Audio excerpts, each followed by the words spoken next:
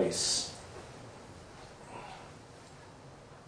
This music that we use, this ecclesiastical chant, is not only different in its fundamental character from the music of the secular West,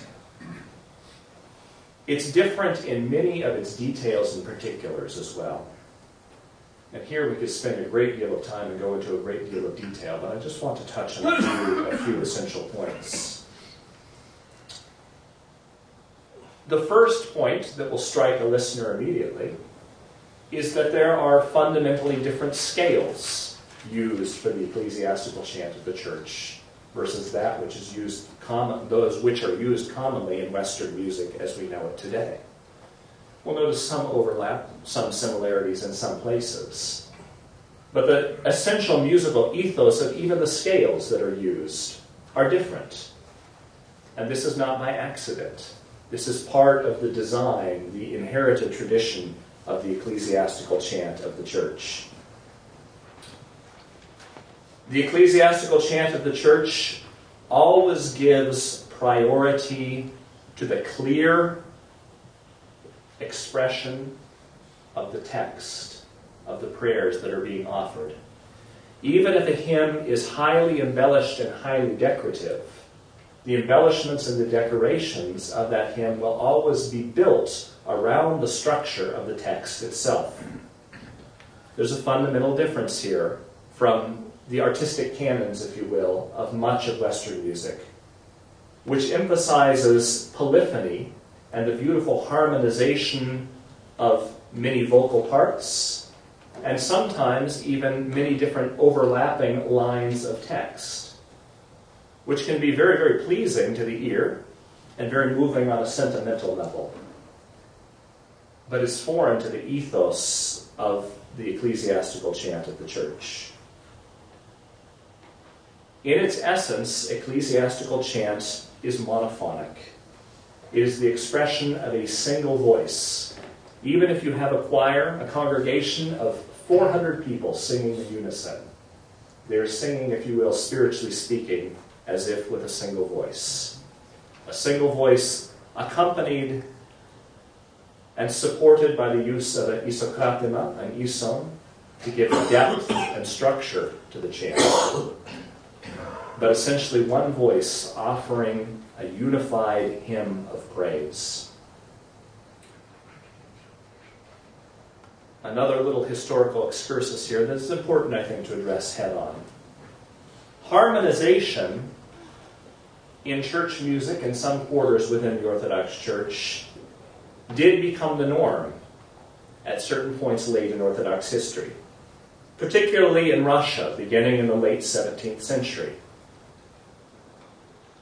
But we must note, frankly, that the introduction of harmonization into Russian liturgical music is directly due to the heterodox influences, to the influence of the Roman Catholic Church coming in through Poland and ultimately up through the Ukraine.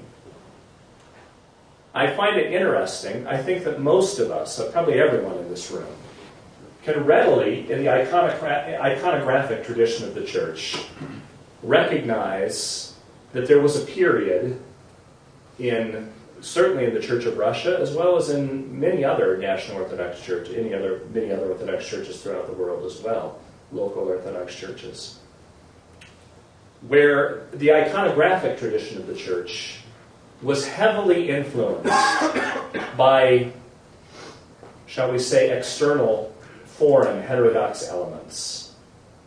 Many of us can readily look at icons produced at different places, say in the mid-19th century, and recognize that, while they might be lovely artistic productions, that they're sentimentalized, they're romanticized.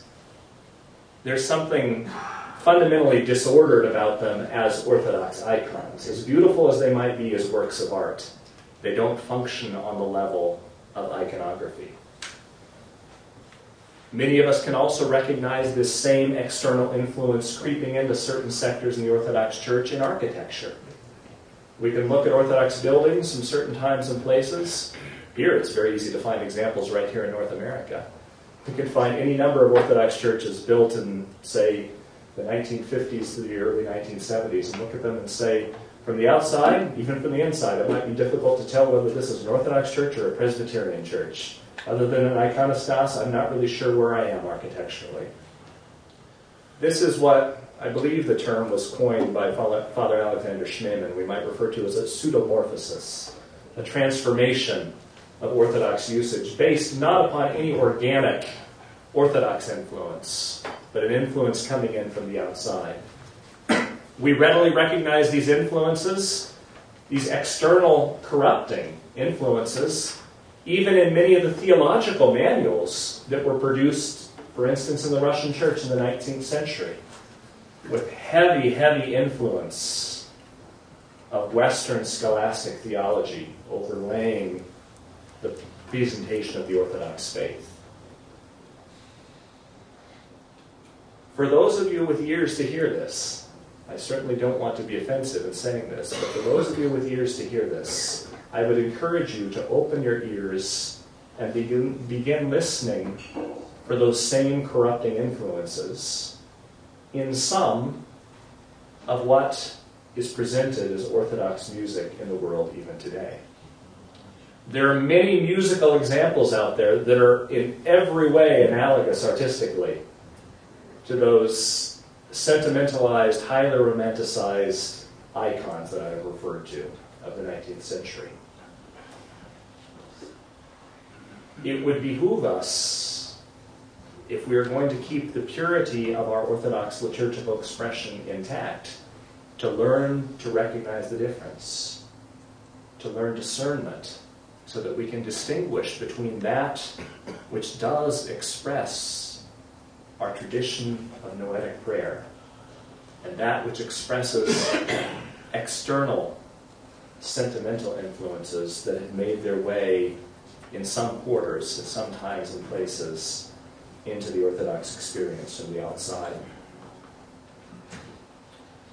I'd like to finish this portion of our presentation by reading to you an encyclical that was produced in 1846 by the Ecumenical Patriarch, along with his synod. Anthimos was the patriarch at the time. This was addressed to the Orthodox Christian community in Vienna and touches on many of these matters that we've been discussing today. This is not a canonical document that I'm reading to you here. This doesn't come from an ecumenical council. It reflects the opinion of certain hierarchs of the church at a particular time and in particular circumstances.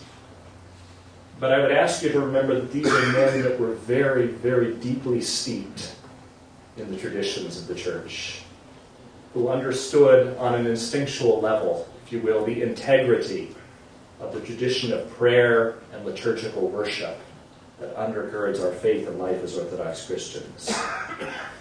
And when faced with certain developments, musical developments, in the church of their day, they were quite alarmed.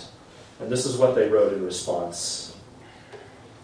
Reverend priests, venerable hieromonks, pious governors, esteemed merchants, and blessed Christians, comprising the Orthodox community of Capella in Vienna, beloved children of my mediocrity, may you have grace and peace from God, and prayers, blessings, and forgiveness from us. Some time ago, the Holy Church of Christ was informed unexpectedly with no small grief that you, the blessed Orthodox Christians dwelling there, true children of our common mother, the Holy Eastern Church, though raised on the milk of piety by your forefathers, have fallen into a sinful mistake by rejecting from your Holy Church the ancient ecclesiastical music handed down by the fathers, and have introduced in its place a foreign four-part music, which you have adapted to the holy services following some foreign